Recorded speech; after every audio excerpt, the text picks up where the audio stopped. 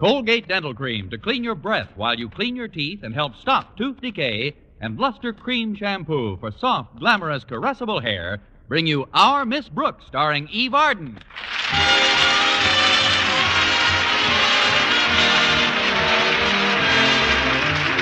It's time once again for another comedy episode of Our Miss Brooks, written by Al Lewis. Well, many of the nation's high school football teams played in postseason junior bowl games last week. Madison High School, where our Miss Brooks teaches English, also received a bowl bid. Yes, Madison was invited to play in the Cereal Bowl. The game was scheduled for last Saturday, and Friday morning at breakfast, my landlady, Mrs. Davis, asked me about the details. Where has the team been invited to play, Connie? In the stadium at Clay City, Mrs. Davis. And you ought to see how big our beloved principal is taking this invitation. Mr. Conklin's so puffed up, he looks like he was shot out of a cannon. If you'll pardon a little wishful thinking. The last few days, he's been absolutely memo-happy. Memo-happy? He sends out one inter-office communication after another. But the game tomorrow should be a lot of fun. Walter Denton, the team's manager, told me that the cheerleaders and the team and the band are all going down in buses. Then there's going to be a dance at the Clay City Hotel after the game. I'd give anything to go. Then why don't you, Connie? I haven't got anything. The tickets are pretty expensive, Mrs. Davis, and on my budget, well, it's just out of the question.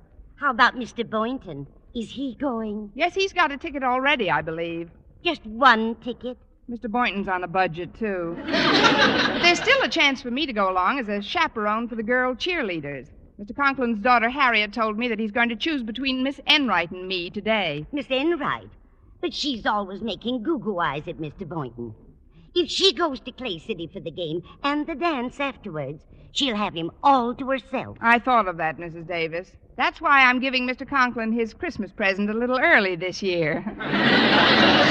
Like in a half an hour. Good. What are you giving Mr. Conklin? A pair of nice woolen socks to keep his feet warm at the game. Oh, it isn't that I want to influence Mr. Conklin to select me instead of Miss Enright. It isn't. Of course it is. Well, all's fair in love and war, Connie. Remember, Miss Enright will take any unfair advantage of you that she can. Oh, I wouldn't say that, Mrs. Davis. You wouldn't? Of course I would. And she would. At least she always has. Taken advantage, I mean. Would you answer the door, please, Connie? I'll take the breakfast dishes into the kitchen. All right, Mrs. Davis. It's probably Walter Denton. He's giving me a lift to school. Coming. Good morning, Miss Brooks. Miss Enright. I was just driving to school, and knowing the usual condition of your car, I thought I might give you a ride this morning. Well, that's very considerate, Miss Enright, but Walter Denton's picking me up any minute. Oh. Well, there's another reason I stopped by. If I may come in out of the draft for a moment, I'll explain. Oh, I'm sorry. Come in, Miss Enright. Sit down, won't you? I'd rather stand, I think. I've a new dress on, and the furniture doesn't look too dusted. Better brush off your finger. We haven't vacuumed the doorbell in months.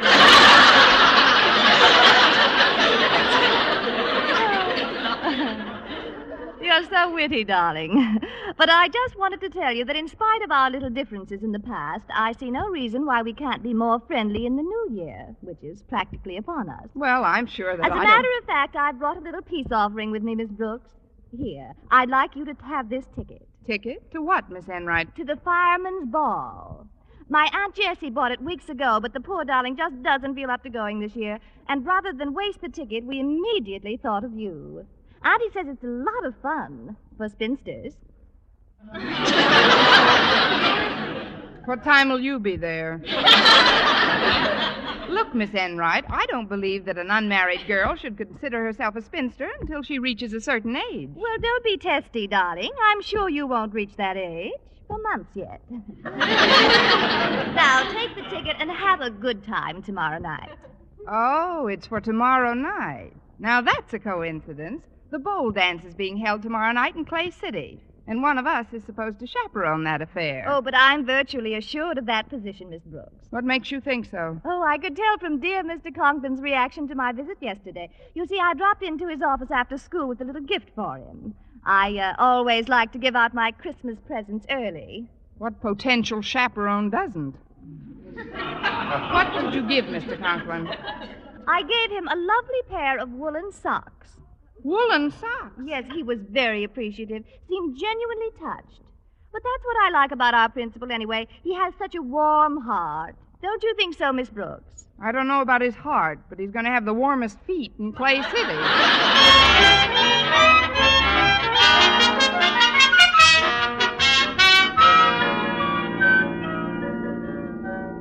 I've got to have a few words with Mr. Conklin before my first class, Walter. Do you think we'll arrive at school in time? I'll get you there in time to talk his arm off, Miss Brooks.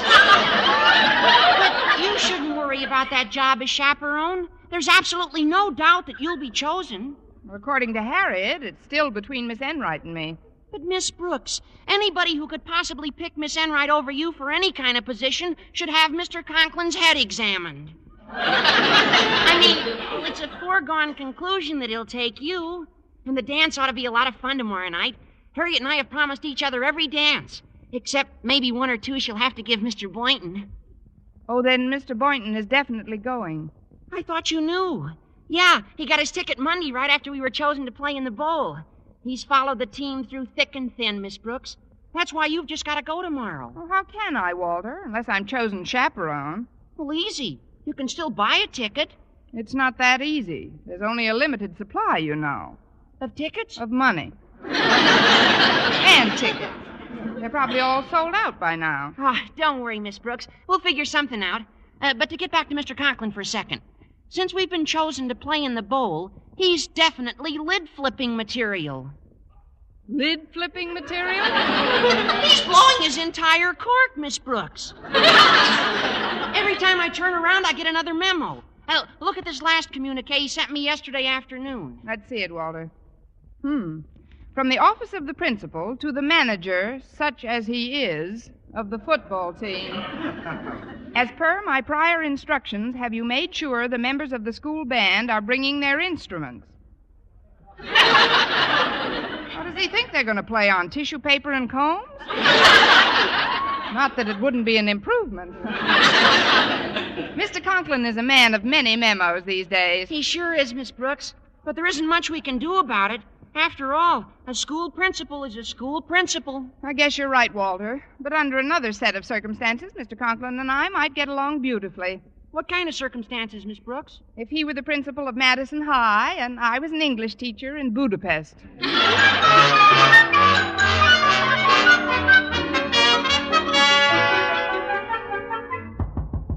Come in.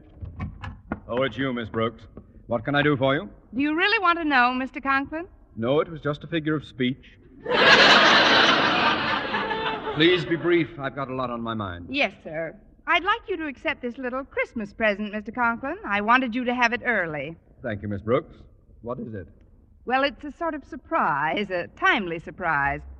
As a man who suffers from hypertension, Miss Brooks, I find that surprises do very little for me. What's in the package? Well, I'll give you a hint, Mr. Conklin. You received a present from another teacher yesterday, isn't that right? Yes. Well, if you had that present on and then put my present on, you'd be wearing a very bloated pair of shoes. Here, I'll just put it away in your closet. Oh, while I'm at it, I could clean out this closet for you, Mr. Conklin. No, thank you, Miss Brooks. Miss Enright did that for me yesterday. As you know, I'm going to choose one of you as the chaperone for the trip tomorrow. I'll make my final decision at lunchtime. Very good, Mr. Conklin. Have you completed all arrangements for tomorrow? Practically. I've just finished another memo for those directly concerned with the trip. I call it Schedule A. Would you like to hear it? Not It necessarily. reads at 7:30 a.m. Band members and cheerleaders under supervision of female chaperone will leave on bus number 1. Second half of contingent will be personally conducted by me and will leave at 8 o'clock on bus number 2. Signed, Osgood Conklin. That certainly is explicit. I must say, Mr. Conklin, these memos of yours are a wonderful idea. Why, this schedule lists all the instructions so clearly and concisely that there couldn't possibly be the slightest confusion. I'm quite slippery on this side, Miss Brooks. Perhaps you should start buttering up the other. Why, Mr. Conklin, it's just that I realize that there's more to this expedition than the honor of being invited to a bowl football game. And I want you to know that I'm ready, willing, and able to accept the great responsibility, the hard work, and the free ticket that goes with it.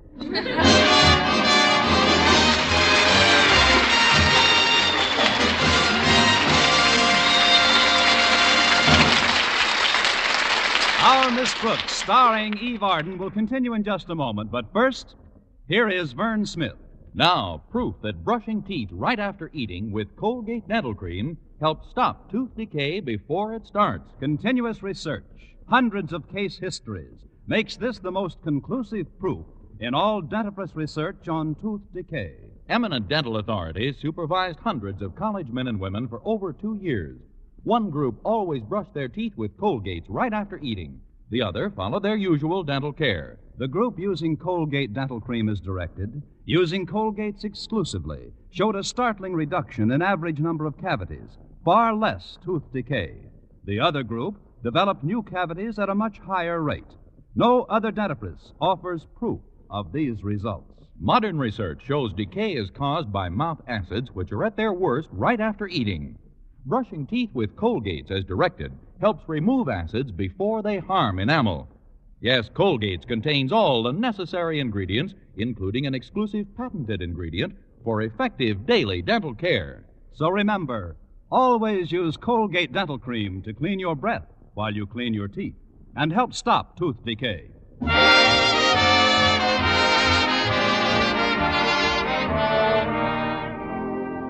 Well, when lunch period started, I made my last bid for Mr. Conklin's favor. I went to the school cafeteria and filled a tray with the best food available, then carried it down to his office so he could have his lunch in private. The door was ajar, so I walked right in. Surprise! Ah!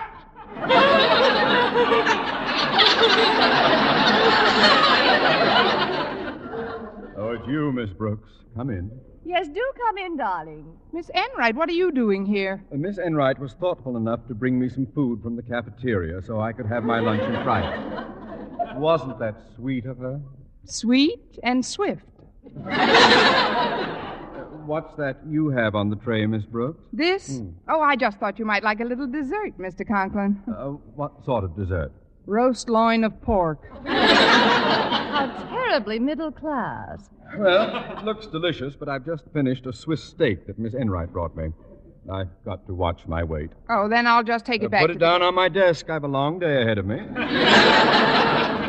Now then, you're both wondering, no doubt, as to which of you is my final choice for the position of chaperone at the Clay City game and dance. Well, there's no hurry about it, Mr. Conklin. If you want to... Who? Well, it's not you, Miss Brooks. Then you mean... No, it's not you either, Miss Enright. I've decided that the ideal chaperone for this trip is Mrs. Conklin. Mrs. Conklin? Your wife? An amazing deduction.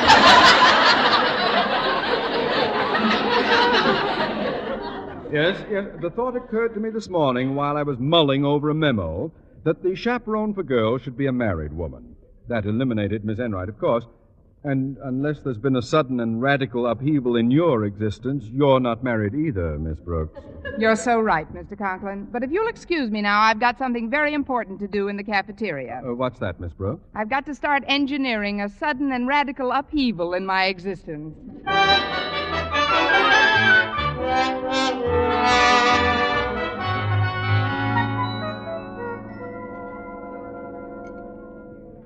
Mr. Boynton. Well, this is a coincidence. What is, Miss Brooks? My running into you like this, after only 5 minutes of stalking. But, Mr. Boynton, I wanted to talk to you about the weekend. Have you any plans? Plans? Certainly, Miss Brooks. I've got a ticket to the cereal bowl game at Clay City. But that's 80 miles away, Mr. Boynton, and I understand the trip is being made in buses, those drafty, old-fashioned buses. Oh, they're not so bad, and the game should be a lot of fun. Fun? Bucking those crowds? Then when you do get in, you have to sit on hard wooden benches with your feet on cold cement. And do you know what a breeding place for germs a mob of people can be? But, Miss Brooks, people go to football games all the time, never catch anything. Some people stay home and never catch anything. Look, Mr. Boynton, this game is for kids. But there's a dance afterwards for everybody. Fine dance. You know who's going to play the music for it? Our school orchestra. And have you heard them rehearsing lately? Well, no, I haven't. I have. They were running through Mule Train the other day, and the only instruments on key were the whips. I'm surprised at this attitude of yours, Miss Brooks. I thought you'd be keen to go. Didn't you even buy a ticket? Buy a ticket? I wouldn't go to that clam bake if somebody gave me a ticket. Besides, there's a new movie coming to the Strand tomorrow that all the papers say may get the Academy Award. It's called All the King's Men. You wouldn't want to miss that, would you? Well, I'll see that later on, Miss Brooks. Now, if you'll excuse me, I've got to get back to my laboratory before class starts. Some things I want to pack away for the weekend. Go ahead, Mr. Boynton. Well, I'll see you before I go, won't I? There's no hard feelings. Oh, certainly not. No reason why you shouldn't go where you want to go when you want to go there. Is there? I guess not. See you later, Miss Brooks. Toodle.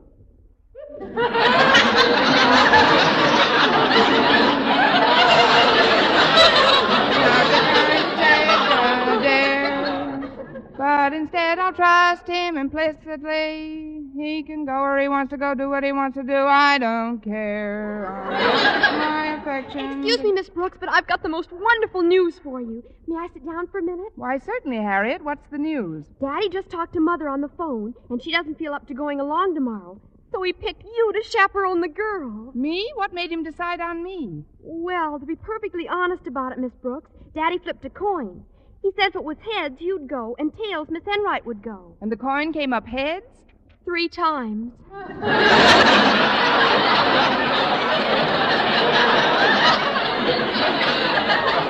Now, here's your ticket, Miss Brooks. This is good not only for the game, but a round-trip ride on the bus and admission to the dance. Oh, I can hardly believe it. Oh, this is a real break, Miss Brooks.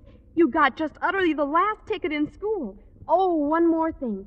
Here's another memo from Daddy. He wants you to read it very carefully. Let's see. Schedule B. At 7:30 a.m., band members and cheerleaders under supervision of female chaperone. Yeah, I know, Harriet. In fact, I knew Schedule B when it was only Schedule A. If you'll pardon me, Harriet, I've got to tell someone about the news you just brought me. Who, Miss Brooks? Oh, someone. All right, Miss Brooks. And I know Mr. Boynton will be tickled to hear it.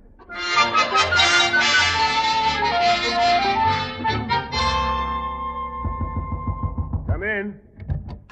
Oh, hello, Miss Brooks. After you left, Mr. Boynton, I got to thinking about our conversation. Me too, Miss Brooks. And i've decided that I'm not going on the Clay City trip after all. You're not going? No, I'm selling my ticket to Mr. LeBlanche, the French teacher. Selling your ticket? But, Mr. Boynton, you're missing the trip of the century. Cozy modern buses, the thrill of personal contact with that adorable horde of people at the stadium.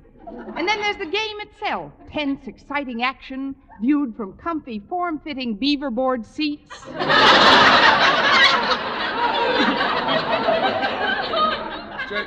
Just a minute, Miss Brooks.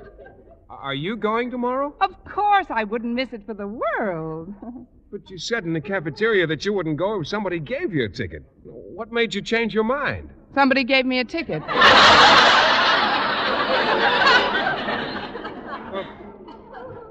Miss Brooks, what about all the King's men? All the King's men couldn't drag me away from Clay City tomorrow, Mr. Boynton.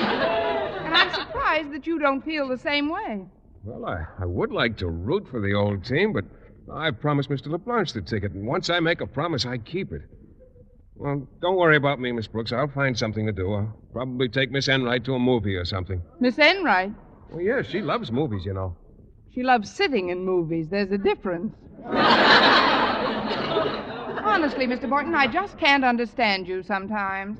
How do you mean, Miss Brooks? Well, doesn't being with the old team mean more to you than being with old Enright? Not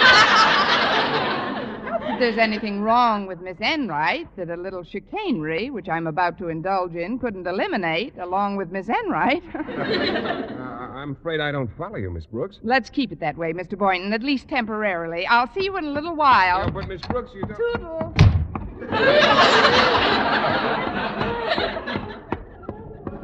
Hiya, Miss Brooks. I've been looking all over for you. And Mr. Conklin wants you to read this memo right away. Oh, let's see that, Walter. Schedule C. At 7:30 a.m., band members and cheerleaders will board bus number 1. Oh, great. I don't have to read this. I know this schedule backwards. Well, you don't sound very enthusiastic about being chosen chaperone, Miss Brooks. Frankly, Walter, I'm not. But why not? Well, it's a long, dull story in which the heroine cuts her own throat. But boiled down, it reads, Mr. Boynton isn't going. Now I'm stuck with a ticket for a trip I don't even want to make. Hello, Miss Brooks. Walter? Oh, it's you. Hi, Miss Enright. If you ladies will excuse me, I've got to get over to the supply room and pick up some megaphones. We can finish our conversation in a few minutes, Miss Brooks. Thanks a million, Walter. Well, Mr. Conklin told me that you won the toss, Miss Brooks, and I suppose good sportsmanship demands that I offer my congratulations. Well, thank you, Miss Enright. That is very sporting of you. Of course, I have enough money in the bank to go on my own, but there just isn't a ticket to be had. I know there isn't a... Wait a minute.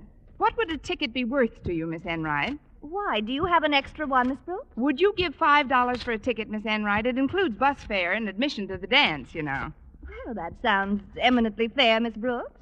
Here's the $5. And here's the ticket.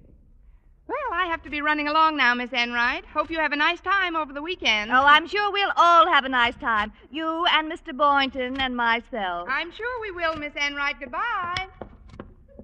I wonder where she got this ticket. Hiya, Miss Enright. Well, I got all the equipment and stuff, and where did Miss Brooks go? I wanted to cheer her up a little.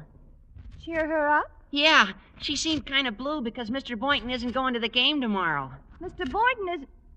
So that's why she sold me the ticket. Walter, could I borrow one of those pennants you've got there? Oh, sure, Miss Enright. What kind do you want? Any kind, just so it's nice and sharp.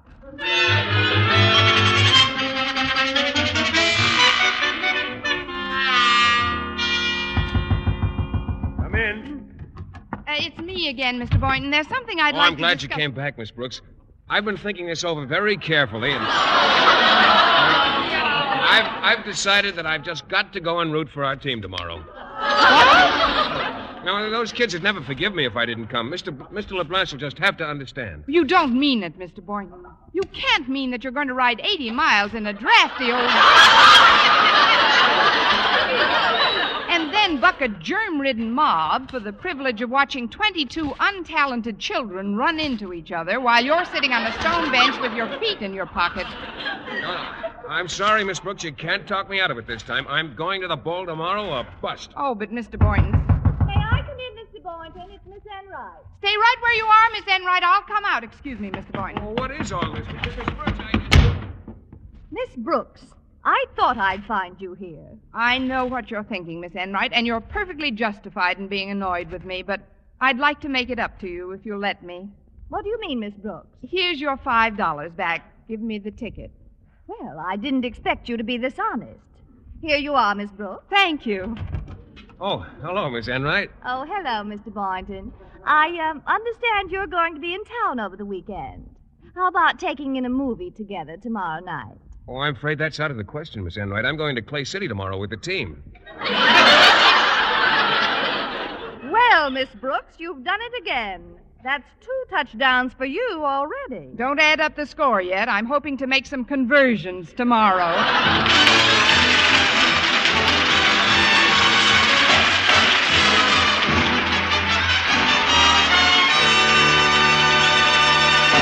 Eve Arden as our Miss Brooks returns in just a moment, but first... Dream girl, beautiful luster cream girl. Tonight, yes, tonight, show him how much lovelier your hair can look after a Luster Cream shampoo. Luster Cream, world's finest shampoo. No other shampoo in the world gives Kay Duma's magic blend of secret ingredients plus gentle lanolin.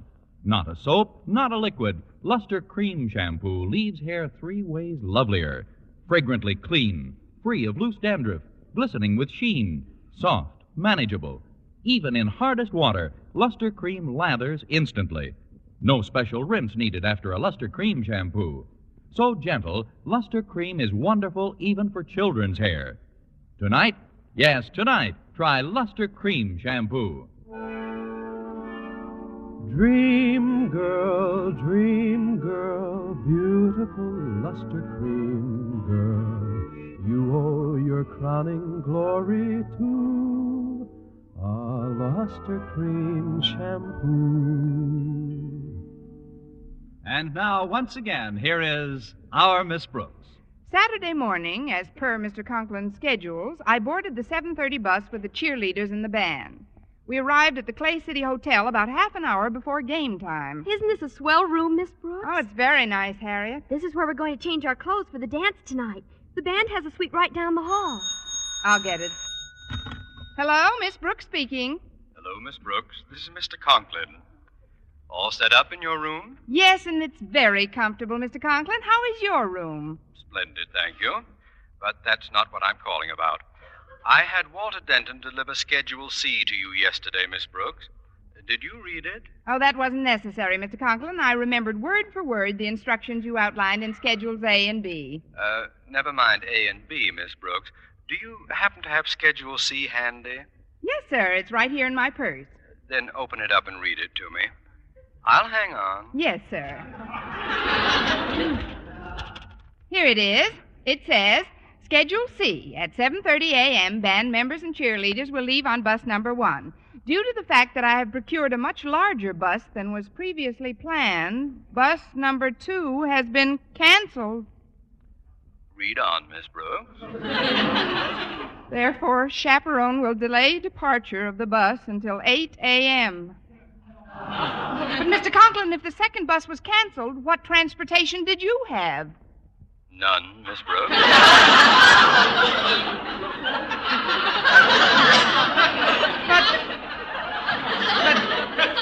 But you said you had a nice room. Oh, I have a lovely room. You've seen it. Done in early American. Lots of nice maple and some fine old prints. There's only one thing I don't like about it, Miss Brooks. What's that, Mr. Conklin? It's in my home. 80 miles from Clay City. Oh, this is terrible. I don't know what to say, Mr. Conklin. Why, I'm responsible for you being left all alone. Oh, but I'm not alone, Miss Brooks. You're not? No. No, there are 25 of us here.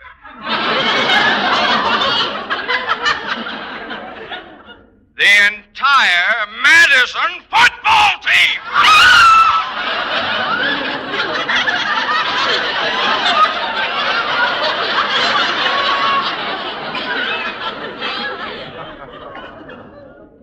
Now then, Miss Brooks, with the game due to commence in half an hour, who is going to take the field against Clay City?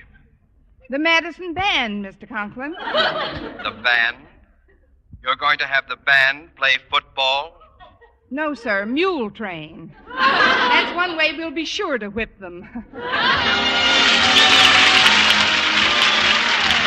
Next week, tune into another Our Miss Brooks show brought to you by Luster Cream Shampoo for soft, glamorous, caressable hair and Colgate Dental Cream to clean your breath while you clean your teeth and help stop tooth decay. Our Miss Brooks, starring Eve Arden, is produced by Larry Burns, directed by Al Lewis, with music by Wilbur Hatch.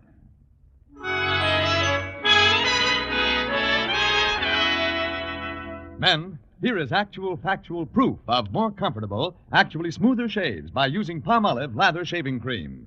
1,251 men tried the Palmolive Lather way to shave described on the tube. And no matter how they shaved before, 3 out of 4 got more comfortable, actually smoother shaves.